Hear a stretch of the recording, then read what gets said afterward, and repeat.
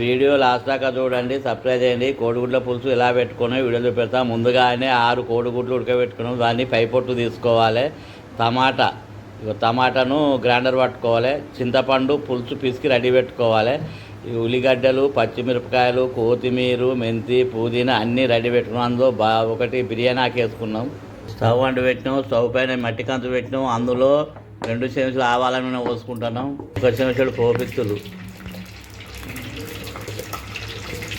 బిర్యానీ ఆకు, పచ్చిమిరపకాయలు, ఉల్లిగడ్డలు, కళ్యామాకు, మెంతి, పుదీనా,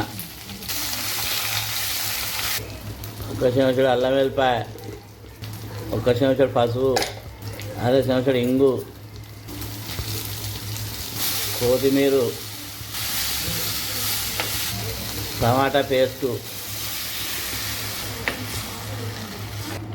చింతపులుసు, చెంచాన్నర కారపొడి, దాల్చిన చెక్క ఆపించు, జాజి పువ్వు, జాజికాయ, లవంగాలు, మిరియాలు, యాలకులు 2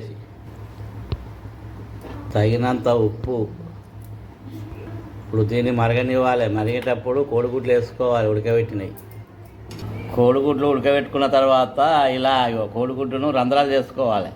ఎందుకంటే మనం కోడిగుడ్డు పులుసు పెట్టుకుంటాం కాబట్టి ఇలా రంధ్రాలు చేస్తే ఆ పులుసు అన్నది లోపలికి వెళ్తుంది. ఇప్పుడు చారు మసులుతుంది. మసిలేటప్పుడు ఇప్పుడు కోడిగుడ్డుకు రంధ్రాలు చేసుకున్నాం, ఇందులో వేసుకోవాలి. ఇది కోడిగుడ్ల పులుసు.